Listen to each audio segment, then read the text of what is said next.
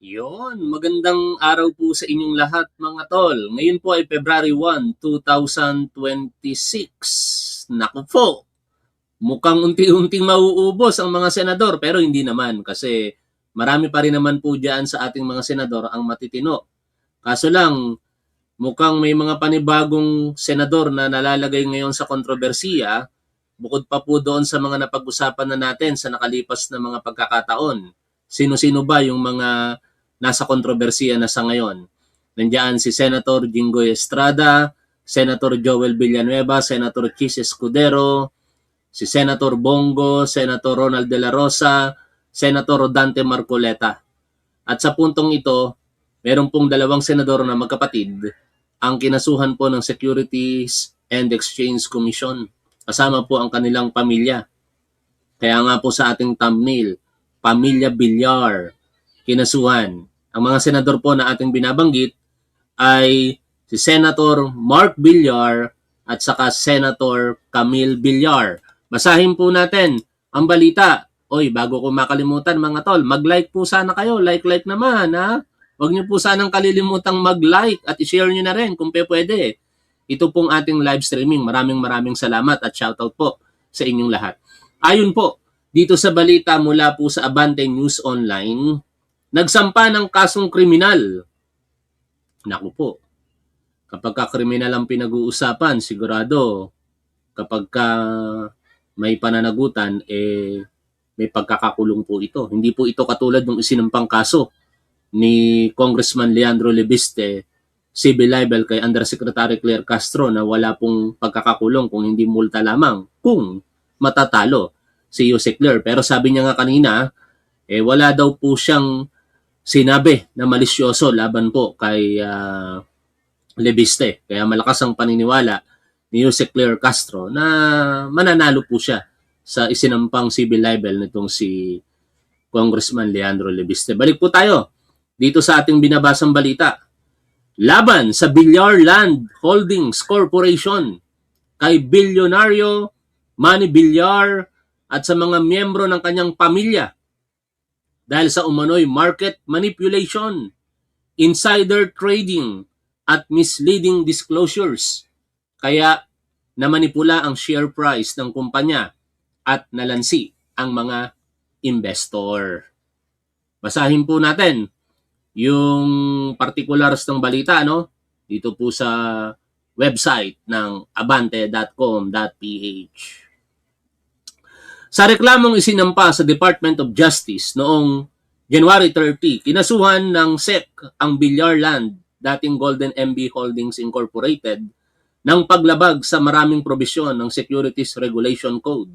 Kabilang na ang misleading statements at transactions para mapaniwala ang mga investor. Kabilang sa mga respondent ay sina Villar Land Chair Manuel B. Villar Jr., asawang si dating Senadora Cynthia A. Villar. By the way, si Manuel Villar, dati rin pong senador ito ha. Parang ang hirap yata maging senador ha. Nakakasuhan. Mga direktor na sina Camille A. Villar, isang senador, Manuel Paulo A. Villar, hindi ko masyadong kilala itong si Manuel Paulo Senator Mark A. Villar, yan, si Cynthia J. Habares, Ana Marie B. Pagsibigan, at Garth F. Castañeda. Damay rin sa reklamo ang Impra Holdings Corporation at MGS Construction. Kabilang na ang ilang officer at authorized signatories ng mga kumpanya. Nag-ugat ang kaso sa public disclosure ng 2024 financial statements ng Villar Land kung saan inilista ang 1.33 trillion pesos o 23.6 billion dollars. Total asset at net income na 999.72 billion pesos mula sa 1.46 billion lamang ng nagdaang taon. Ipinaliwanag ng kumpanya na ang pagtaas ng halaga ng kanilang assets ay bunga ng revaluation ng kanilang real estate holdings. Ngunit nang isagawa ang external audit, lumabas na ang total assets lamang ng kumpanya ay 35.7 billion at hindi 1.33 trillion pesos. Binanggit din ng SEC na ang trading magkakaugnay na kumpanya ay lumikha ng artificial demand, kaya nasuportahan ng share price ng Villar Land. Isa sa tinukoy na kakutsabang kumpanya ang Impra Holdings Corporation na minamay-ari ng kapatid ni Manny Villar na si Virgilio. Sumabit naman si Camille sa insider trading dahil sa pagbili ng shares noong December 2017 bago ang corporate disclosure, kaya nagresulta ito sa pagtaas ng stock price ng kumpanya. Inimbestigahan din ng SEC ang appraiser ng Villar Land noong November 2025. Binawi ng regulator ang accreditation ng eValue Philippines Incorporated at pinagmulta ng 1 milyong piso dahil sa maling valuation ng assets ng Villar Land. Building investor confidence in the Philippines is crucial in driving the inclusive and sustainable growth of our capital market and business sector for national development. Saad po ng SEC Chairman na si Francis Lim. At basahin natin yung particulars ng press release ng Securities and Exchange Commission. Ito po. Dated January 31, 2026. Ayon po dito sa balita ng News 5, SEC files criminal complaint versus Villar Land. The Securities and Exchange Commission has filed a criminal complaint. Nako. Ano kaya ang kaparusahan dito, no? Kasi di tayo abogado, kaya hindi ako pamilyar dito sa usaping ito. Corporate law yata ang nakakasakop dito eh. Hanggang criminal law lang alam natin eh. Sabi dito, against Villar Land Holdings Corporation, its related entities and their respective officers for market manipulation, insider trading and misleading disclosures that distorted the company's share prices and misled the investing public. Naging Bisaya patuloy yung pagbigkas ko. Bisaya kasi tatay ko eh. Pero almost the same naman pala, no? Yung binasa na nating Tagalog na balita kanina ay tinranslate na lang pala itong binabasa natin, no? Kaya ano ang kahihinatnan dito, mga tol? Yan ang malaking katanungan ngayon. Saan tutungo itong criminal complaint na ito laban sa pamilya Villar? Pero alam niyo, and this is talagang proud ako sa ating Pangulong Bongbong Marcos na sa gobyernong ito, walang sinasanto. Kahit sino ka pa, kahit gaano ka kayaman, kapag ka ikaw ay lumabag sa batas, talagang mapapanagot ka. Isang magandang halimbawa, si Mr. Atong Ang na ngayon ay nagtatago na. Si Atong Ang, untouchables po ito. Simula nung panahon na maaaring nagkamulat tayo. No? Pero syempre, history will tell us na siya ay matalik na kaibigan ng dating Pangulong Joseph Ejercito Estrada, bumaligtad, tumistigo laban sa huli, at since then, talagang namayagpag na po sa larangan na kanya pong pinagkakabisihan ang gambling industry. Walang sino man ang nakatouch kay Atong Ang. Gloria Macapagal Arroyo, Benigno Aquino, Rodrigo Duterte, pero sa panahon ni Pangulong Bongbong Marcos, hindi po umubra ang kanyang impluensya. Kung tutuusin, kung talagang ang Duterte administration ay walang sinasanto, nangyari ang missing sabongeros sa panahon ng Duterte administration. Sometime on 2020 and 2021, nagkawalaan ang napakaraming mga sabongero. At ang itinuturo ng kanilang mga kamag-anak na nagdadalamhati ng mga panahong iyon ay si Mr. Atong Ang. Nagkaroon ng investigasyon ng Senado, pero walang nangyari. Ngunit pagpasok ng Marcos Jr. administration sa pangunguna ng Department of Justice noon, na si ngayon ay Ombudsman Boyeng Remulla, tinutukan niya ang kasong missing sabongeros. At ngayon, ano ang naging resulta? 16 ang nasasakdal ngayon for kidnapping and serious illegal detention and kidnapping with homicide. Kasama po dyan si Mr. Atong ang pang-17. Yung 16, arestado na. Ang natitira na lamang na nagtatago ay si Mr. Atong ang. And isa yan sa challenge sa gobyernong ito. No? Hindi kasi pwedeng nakasuhan lamang. Dapat mapasa ilalim ng kamay ng batas. Katulad ni na Arnulfo Teves, Apollo Kibuloy, nasa ilalim ng batas, pero may mga nagtatago, pugante pa rin ngayon, na sina Gerald Bantag, Harry Roque, Saldico, Atong Ang, at iba pa. Sana sooner or later mahuli sila. Pero ang lahat ng mga personalidad na pinag-uusapan natin ngayon, mga tol, ay talagang untouchable sa mga nakalipas na panahon. For example, si Arnie Teves, walang makagalaw dyan. Ang tawag pa nga dyan ni Senador Ronald De La Rosa. Bakit ko ba sinabing dating senador? Kasi malapit ng mareklamo for ethical complaint dahil hindi pumapasok sa kanyang trabaho. Oh. Ang tawag sa kanya ni Senator Ronald De La Rosa, kongresista yun, ha? No? Boss! During the hearing of Senate then Public Order and Dangerous Drugs, no? Yung nag-hear ng kaso ng missing Sabongeros. Na-invite kasi doon si Arnulfo Teves eh. O, napaka-untouchable ni Arnie Teves ng mga panahong iyon. Kaso lang, ang isa sa malaking naging pagkakamali niya ay ang ibinibintang sa kanya ngayon na ipapatay si Governor Ruel de Gamo na nakapagdamay po ng 9 na iba pa at nagkasugat-sugat at almost mamatay ng mahigit sa 10 katao pa. At doon siya po ngayon ay wanted sa batas. Ay sinasakdal for multiple counts of murder. Hindi na wanted kasi nahuli na po siya. Nagtago si Arnulfo Teves hanggang sa dumating yung punto na siya pala ay nasa Timor-Leste. Pero dahil maganda ang pakikisalamuha ng ating Pangulo sa mga karatig po nating nasyon, partikular sa bansang iyan, umaksyon ang Timor-Leste government. Hindi na umiral ang extradition. Kung hindi, dineklara nilang undesirable alien itong si Arnulfo Teves at yung Bureau of Immigration nila, yung counterpart natin doon, dito, o doon sa kanila, na Bureau of Immigration, yun mismo ang humuli kay Arnulfo Teves, and after a couple of hours, dineliver siya rito, pabalik sa Pilipinas, deported. At ngayon, nakakulong na sa Manila City Jail sa annex, diyan po sa Camp Bikutan, Taguig City. Camp Bagong Diwa, Bikutan, Taguig City. Oh.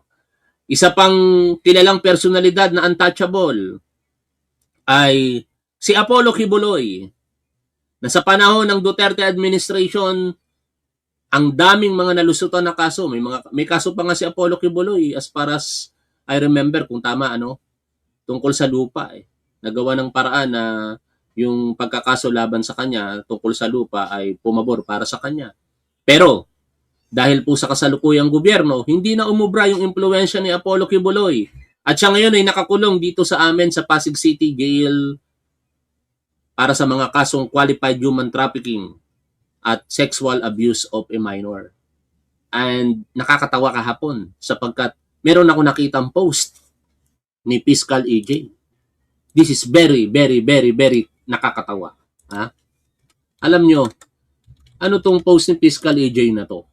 Bakit ganito ang nakita natin dito? Si Apollo Kibuloy nakatanggap pa ng award. Mindanao People's Choice Awards. Reverend Dr. Pastor Apollo C. Kibuloy, Ministry Service Recognition and Award and Youth Advocate of the Year.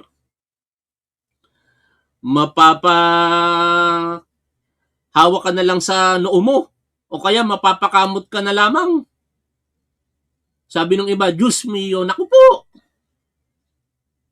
Akalain mo nakakulong for sexual abuse of a minor and qualified human trafficking.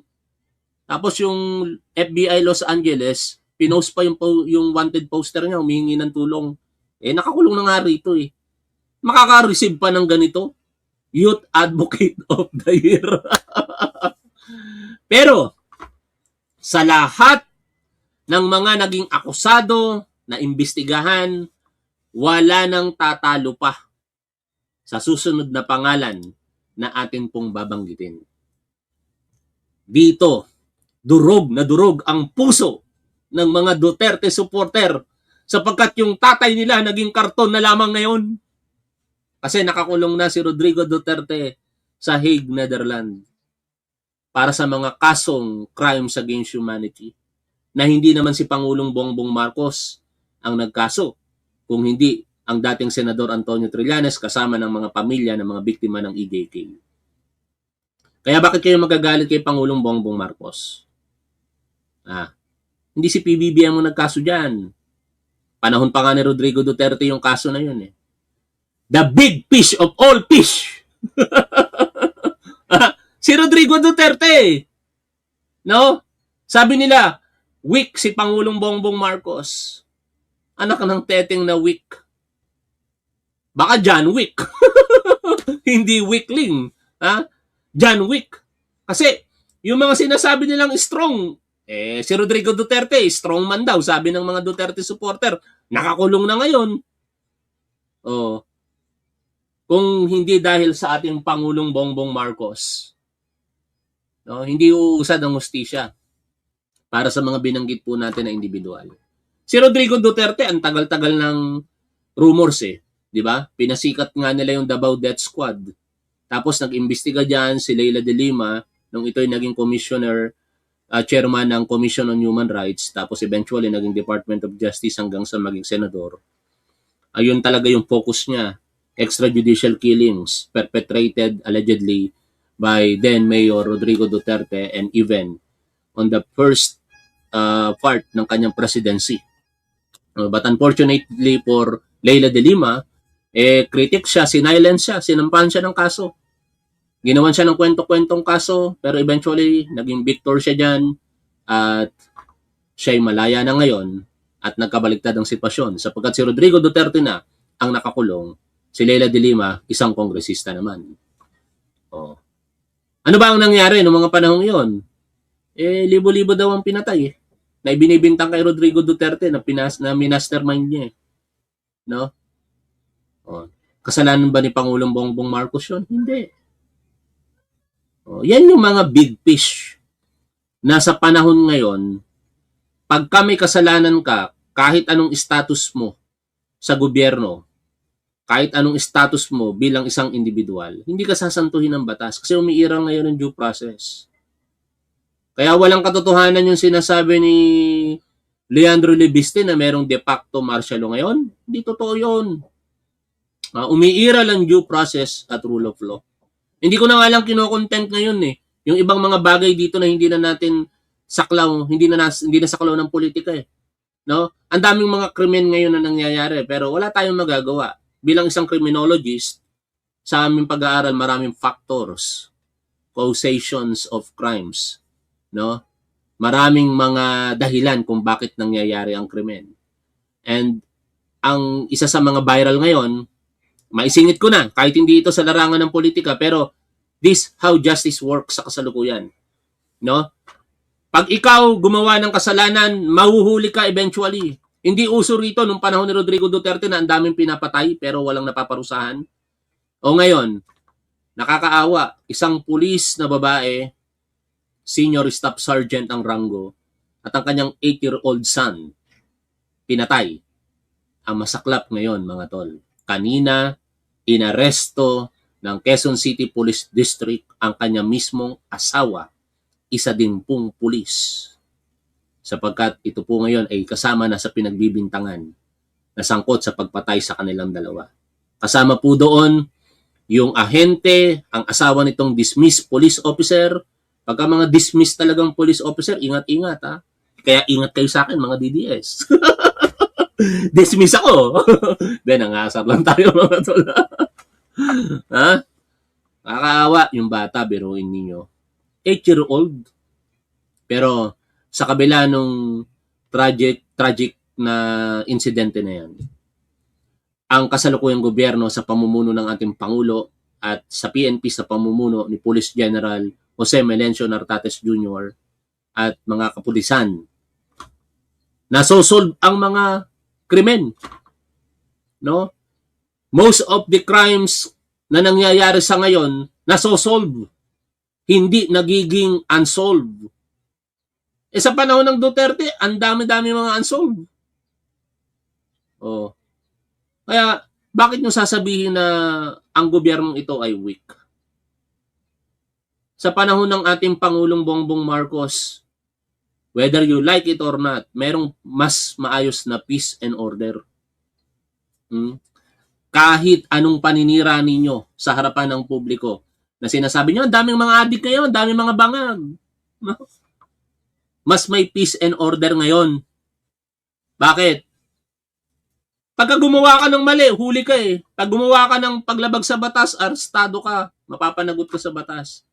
Walang peace, walang order kapag ka may mga gumagawa ng paglabag nang hindi napapanagot. Ha? At ngayon, masusubukan na naman natin muli ang tatag ng gobyernong ito sa pagkakaso sa Pamilya Villar. Kasi hindi po ito simpleng mga personalidad. Ha? Tandaan natin, once naging pinakamayamang tao sa Pilipinas, si Manny Villar. Sa ngayon, hindi na. Yumaman siya ng todo panahon ni Rodrigo Duterte hanggang sa early part ng Marcos Jr. administration. Pero nagkakabukuhan. Di ba katulad nito? Di naman pala ganun kalaki yung sinasabing yaman. Tapos dati ring Senate President. Ang asawa niya, dating senador at kongresista.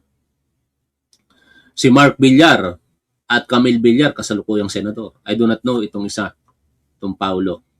Hindi ko kilala ito masyado.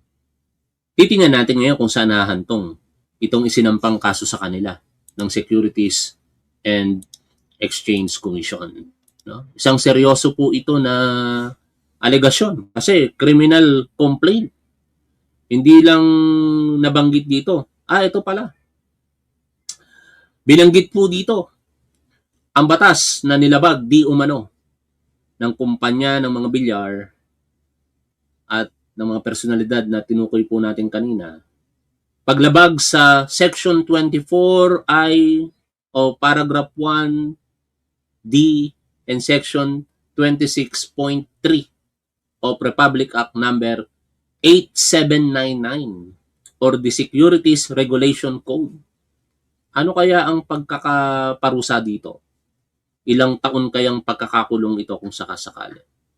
Kasi pagka-criminal complaint, ang penalty niyan ay usual na ang imprisonment at kung minsan fine, no? Pero madalas imprisonment and fine. Kaya tingnan natin, no? At ako naman naniniwala na may due process at rule of law ng umiiral sa ngayon. Kung walang kasalanan ng mga bilyar dito, mga tol, sa yaman po nila, sa impluwensya po nila, sa kakayahan po nila makakuha ng magagaling na abogado, malulusutan po nila ito. Pero kung meron silang kasalanan dito, malamang sa malamang mapapanagot sila rito. Sana harapin lang nila. Ito naman ay tingin ko, bailable naman po itong kaso na ito. Kaya hindi mangyayari yung sitwasyon na ginawa ni na Gerald Bantag, ni Harry Roque, ni Saldico, no?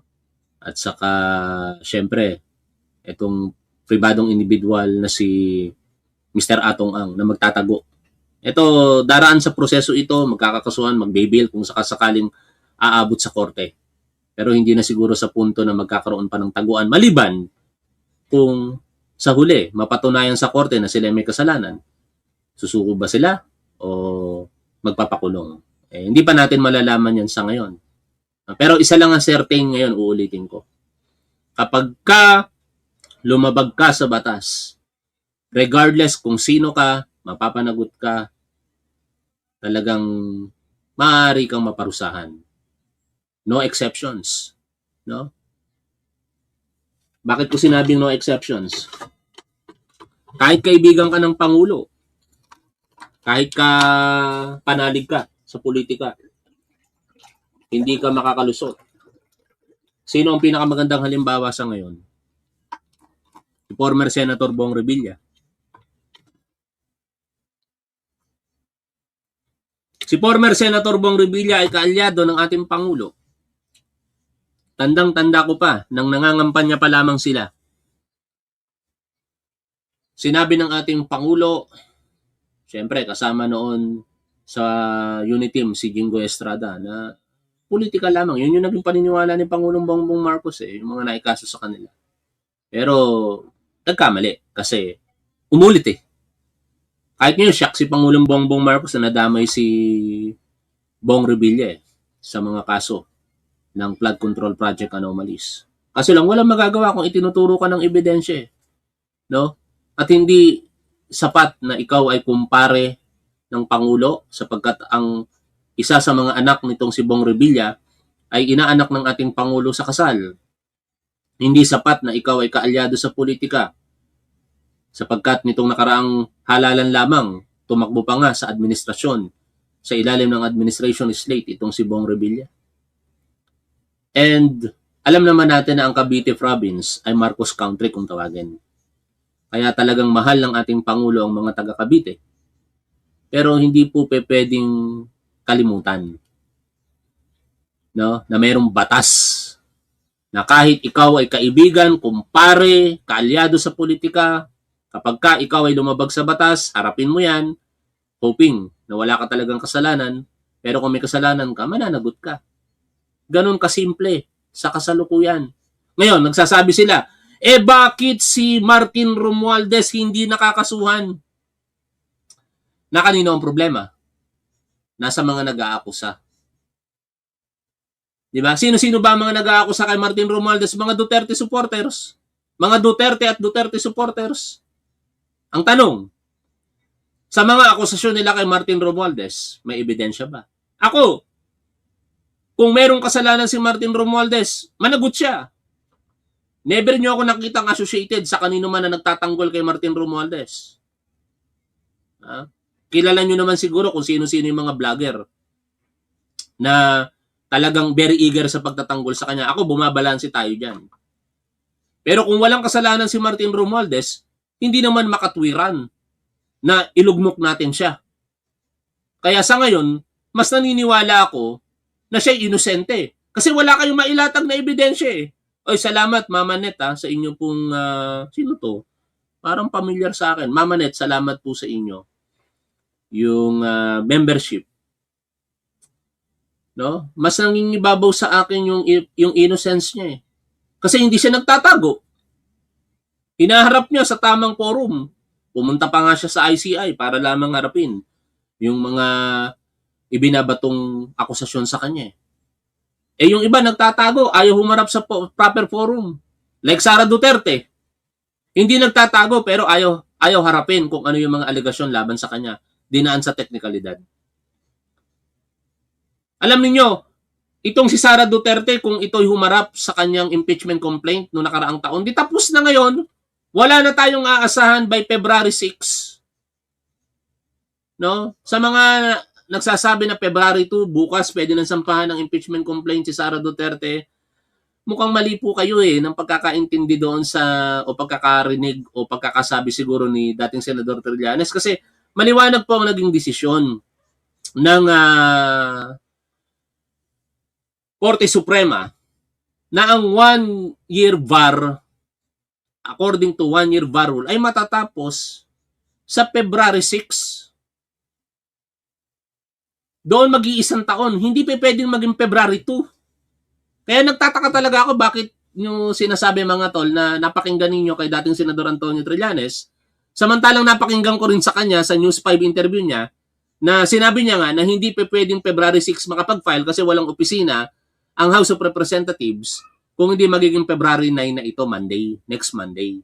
Next Monday kasi bukas Monday na Ano? Pero mukhang daraan sa matinding pagsubok ngayon ng impeachment. Masegue na natin. Bakit? Nagkaroon kasi ng pagbabago sa alituntunin. Mukhang nagtakda ang Korte Suprema nang hindi po naaayon sa saligang batas. May mga question ngayon diyan, no? Pero hindi na natin tatalakayin kasi ma-out of topic tayo dahil ang pinag-uusapan natin hindi naman yung impeachment ni Sara Duterte. Nabanggit ko lamang kasi pinapakita lang natin, ini-establish natin ngayon na pag merong kang kasalanan, maaaring nagtatago ka, umiiwas ka, 'di ba? Sabi nga, is a sign of guilt. Pag wala kang kasalanan, haharapin mo head on. Akusasyon ni Saldico kay Pangulong Bongbong Marcos, siya ang mastermind. Siya yung pinakahuling pinagdadalhan ng pera. O ano ang sabi ni Pangulong Bongbong Marcos dyan? Bumalik ka dito, Saldi. Nandito lang ako, harapin kita. Ilatag mo ang mga ebidensya mo. Eh si Sara Duterte, sabi ng mga abogado niya, hindi, unconstitutional yung impeachment complaint ninyo laban kay Sara Duterte. Anong nangyari? Nasagot ba yung issue? Hindi, na-delay lamang. Nadeklara ng Korte Suprema na unconstitutional, kaso lang, hindi nasagot yung mga akusasyon laban sa kanya. Eh kung ako talaga walang kasalanan, sige simulan na natin yung trial na yan para mapatunayan ko sa taong bayan at sa mga Duterte supporter na wala akong kasalanan. Ang tagal-tagal nyo nang sinisira ang aking pangalan. Ituloy na yung impeachment trial at papatunayan ko sa inyo sa pamamagitan ng depensa at ng aking mga ebidensya na wala akong kasalanan at tama ang mga sumusuporta sa akin na mga tangang Duterte supporter. Ay hindi. Na mga Duterte supporter. Hindi kasama yung tanga. Hindi naman sasabihin ni Sara Duterte yun. Ganun lang naman yung kasimple, di ba? Pero bakit iwas ng iwas? Sana ang pamilya Villar, wag silang umiwas dito. Harapin nila. No, total, ang burden of proving ng mga akusasyon laban sa kanila, hindi naman nasa kanila kung hindi nasa gobyerno. Ang gagawin lang ng mga Villar dito, sagutin lang nila yung mga akusasyon laban sa kanila. At tingnan natin kung sino ang nagsasabi ng totoo. Sa panig ba nila? Siyempre, sasabihin nila wala silang kasalanan o sa panig ng Securities and Exchange Commission na ayon sa kanila, lumabag ito sa Securities and Exchange Commission Code of the Philippines. Tingnan natin sa mga susunod na pagkakataon. Maraming salamat sa inyong lahat mga tol sa 1,200 plus na manonood po natin from Facebook and YouTube. Shout out po sa inyong lahat at lagi po nating tandaan kung ano po ang tama at dapat doon po tayo. Keep safe. See you always. Bye for now mga tol.